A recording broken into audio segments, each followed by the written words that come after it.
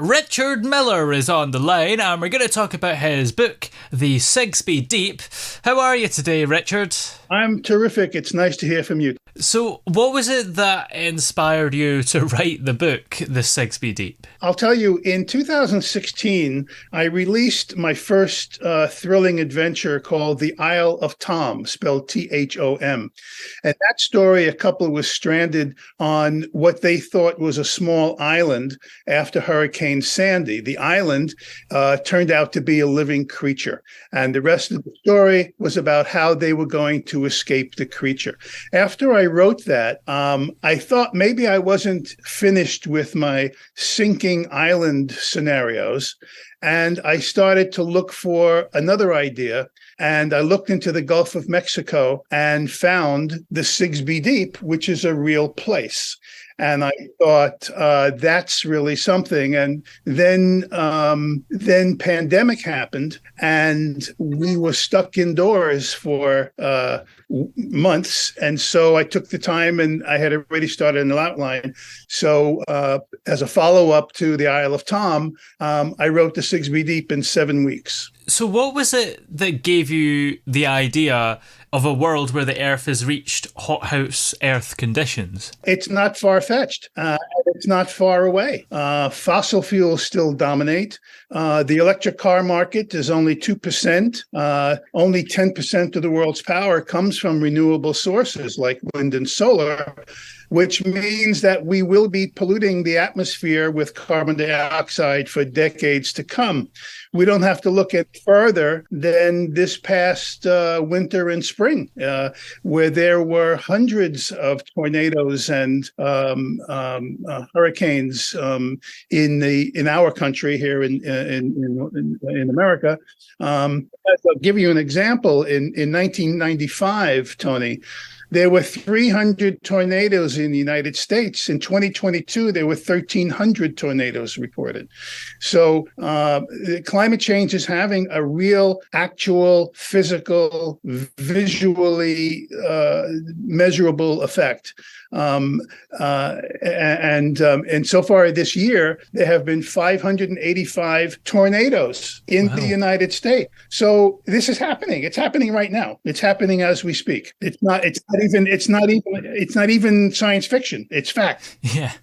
And the crayfish in the book is a unique and terrifying threat to the characters.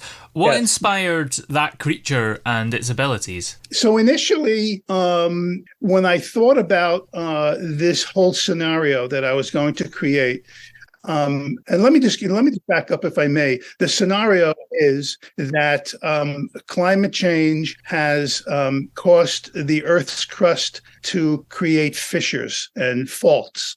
And one of these faults separates a peninsula along the coast of Florida in the Gulf of Mexico and sets it adrift. So I needed to create a scenario in which the people on the island could not be saved, like the Navy wasn't going to come and save them. And one of the reasons was that climate change warmed the Gulf of Mexico and allowed Amazon fish to infiltrate into the Gulf and consume everything around it. I thought of Jaws. Jaws was like in my mind as far as the book cover and as far as the frightening visuals of a shark. But sharks have been overdone. Sharks, I didn't want sharks. So I created this creature that could eat the hull out of any normal boat. So it was impossible for the people on the peninsula to escape by boat. There's no airport, so there's no way for the inhabitants to get off of the peninsula that is now drifting into the Gulf of Mexico. So the crake serve a purpose, which is to keep everybody stranded until our hero comes along. And the other thing that I had to do is I had to create a ticking clock. And the ticking clock is that the island is drifting towards the Sigsbee Deep, which is a real place. And that was that introduces Mays, our character Mays Jackson, and he and his partner figure out a way to get his children across the Gulf of Mexico back to their mother, who is stranded in Louisiana. The Sigsbee Deep is really a love story. It's a love story within a tragedy or a contained thriller. It's actually a contained thriller. So, what was the process of developing the character of Mays Jackson? Well, so Mays is he's a compilation of many heroes. First of all, I'll tell you that he is named after two baseball greats here in the United States, named after Willie Mays and what we know here as Mr. October, Reggie Jackson. I'm a baseball fan. And the interesting thing is when you read the book, people will be maybe surprised to find out. Maybe I shouldn't mention it too much, but that Mays Jackson is not a Caucasian man like I am. There's a little bit different element there. But it's a love story. The story is a love story. That's and he is a what I refer to as a junkyard MacGyver. He owns a junkyard in South Florida, and he has to create a way to escape the island before it sinks into the Sigsbee Deep. And that's what the book is about. And it's about the love story of him and his wife and his children that he adores, and his wife that he misses so terribly. The setting of the new Pinellas Island and its unique characters play a significant role in the story. How did you go about creating that world? Pinellas Island is Pinellas Peninsula is where in the United States, it's where Tampa and St. Petersburg are. If you look at a map of the west coast of Florida, Pinellas hangs out, it's just dangling out there right off of Tampa, and it was just begging me to snatch it away. It's a beloved place from local people. It's a beautiful setting, and I just decided that I had to destroy it. Pinellas is 280 square miles. So during the story, I had to chip away at it and make it smaller and more manageable by allowing a lot of it to fall into the sea until there was a manageable island remaining. But still, thousands of people living on that piece that remained. And I also wanted a place where there was challenging weather. And of course, in the Gulf of Mexico, there's always challenging weather, especially with climate change and hurricanes, and so I used it because it was a perilous, as beautiful as it is. In the future, in the middle of the Gulf of Mexico, it becomes a very perilous location. And in the book as well, Mays Jackson is very inventive and quite resourceful as well. Were there any real-life inspirations for his inventions and problem-solving abilities? Well, I've always been mechanical. I was in the Air Force when I was much younger, and I was a mechanic, an airplane mechanic. So I have an affinity for machinery and for making things work. When I was maybe 30 years ago, there used to be a TV program called Junkyard Wars. I don't know if you ever heard of Junkyard Wars. And so in that show, two teams were in a junkyard, and they had to construct or repurpose and create new machinery out of junk. And that was a big influence on me, especially because I'm quite mechanical. Another one I'll tell you is Andy Weir and his book, which was made into a movie, The Martian. The Martian was a huge influence on me. Also, things like Castaway with Tom Hanks. Tom Hanks. Yeah, if you remember, he repurposes things, and that is all what this book is all about using ingenuity and creative resourcefulness to have our protagonist save his children and his friends and escape a sinking island, and surrounded by creatures. You get it now? So yes. So there's a ticking clock, and there's all of those elements that are there. And in the center of it is a love story. And the Sigsbee Deep has elements of action, suspense, and adventure. Did you intentionally set out to write a book with those themes, or did they just naturally happen as you were writing? No. I intended to. I intended to do that. There was a great movie that I loved called U-571. I think that's the name of the movie with. What is his name? Oh dear, I'm going to forget his name. And it's in a submarine, and so I actually used a lot of the ideas of submarining by watching that movie. The suspense and the action, the adventure of sea movies and Hunt for Red October. Think of that. So what they do is Mays builds a submarine out of junk in the junkyard. That's what happens in the book. That's how he escapes, because the hull of a submarine is iron. So the creatures, the crake, can't eat it. He uses the nose dome of a B-17 bomber, a World War II B-17. He creates the nose dome. So he uses all this resourcefulness and there are scenes, there are passages.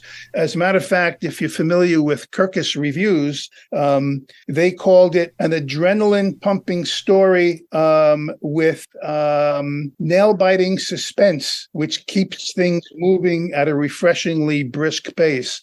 And that's all about how he builds the submarine in the junkyard, how they launch it. And of course, there's an antagonist who wants to steal it for himself. That's the other side of the protagonist-antagonist pendulum.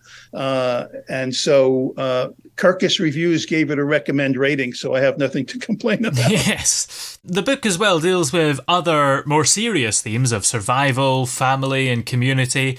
Was there a specific message or theme that you wanted readers to take away from the story? We're all in this together. We're all in it together. My part of the earth and your part of the earth were exactly the same.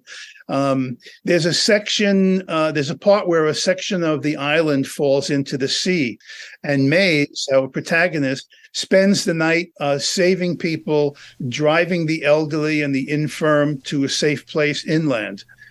He fills the truck with corn, and he drives it to a local firehouse where the community helps to care for the people. He invites all who are needy to come and pick vegetables in his fields. He provides rainwater. He provides windmills to the people from his junkyard. So the theme is we only have each other to depend on. We only have each other. And it's up to us to insist that we save the earth. There's only one. There's only one. What advice would you give to aspiring writers who want to write in the science fiction or adventure genres? The same thing that my acting teacher gave me in 1992 when I started acting. And I tell this to my writing group that I lead in Florida. 3 words: trust your creativity. Do not second guess your creativity.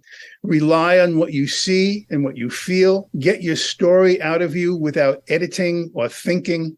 Take a back seat to your imagination. Let that part of you do the typing, while the part that holds you back and wants to edit you goes and sits in the corner. Do you have any particular favorite books or authors in the science fiction or adventure genres? I do. I'm not a big science fiction reader, and I don't consider the Sigsbee Deep to be a science fiction novel because it's kind of very present. It takes place it starts in the year 2049. But 2 of my biggest inspirations were a book from Trevor Elliston, The Flight of the Phoenix, and Andy Weir's book, The Martian. When I was a boy, the first book that I ever read was The Voyage of the Kon-Tiki by Thor Heyerdahl. That changed me for life. And these are books, that's a book that also takes place on the sea. And it also, I read Blackbeard the Pirate when I was a boy. I was probably only about 8. And I think that ocean seafaring adventures, especially again, the flight of the Phoenix, resurrecting something from broken junk and making it fly again. And that's what we do in the junkyard. We resurrect junk and we create something new out of it, which happens to be a submarine. So those books, those writers, Elliston Trevor, Andy Weir, those are some of my favorites. And was there a particular part of the writing process for this book, The Sigsbee Deep, that was your favorite? The writing process, if you get into the zone, like I said before, trusting your creativity, I call it, I had a teacher in New York City, and he referred to it as free falling. And so if you free fall, if you get out of your own way, and don't question everything. And one of the things that I found is that if you write as fast as you can, if you're writing by hand or if you're typing, if you type as fast as you can, some of the things that hold you back can't get in.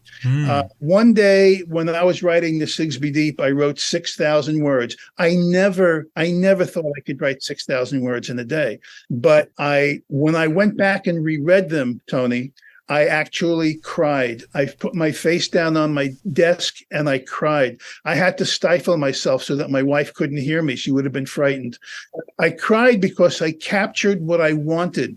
It needed editing, but the bones of what I was looking for were there. And it's because I got out of my own way. I put the critic and the noisy guy in the back seat. But the final thing is that when I read it, that's when I found the love story. I was really writing a love story.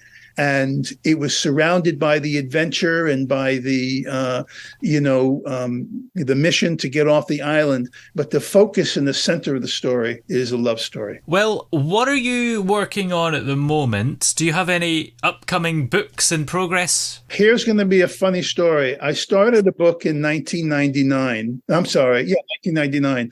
I wrote a play in 1994, and I performed it on stage in Performing Arts Center here on Long Island. And it got tremendous reviews, and it's called Veterans Day. So fast forward to 1999, I decided to write a novel based on the play. And I started that book. I wrote about, I would say about 60,000 words. And then I got an idea for another book. So I put that one aside. I wrote the other book. I went back to Veterans Day. And then I had the idea for the Isle of Tom. So I put Veterans Day aside again. I wrote the Isle of Tom and I published it. And then they came up with the idea for the Sigsbee Deep. So now I'm going back for the third time to Veterans Day. So I think that's going to be my next project. Veterans Day is the story of, I'm a Vietnam veteran, and it's the story of several Vietnam veterans 20 years after the war, which would be around 1996, 1997. That's when it takes. So that's my next project, I think. Yes. Well, in the meantime, where are we able to find this book, The Sigsbee Deep? The Sigsbee Deep is still unreleased. It's my publisher is Woodbridge Publishers in New York. We believe it'll be online at your favorite bookseller, and possibly also at my website that they're building for me. But most likely in about 3 weeks, I think it might be up and live on Amazon, Barnes and Noble, whatever local favorite booksellers there are. Yeah. So I'm thinking about 3 weeks to 4 weeks. Excellent. Well, we look forward to that. And in the meantime, many thanks for joining us today. Thanks. It's great talking and seeing you. I hope you have a great day over there.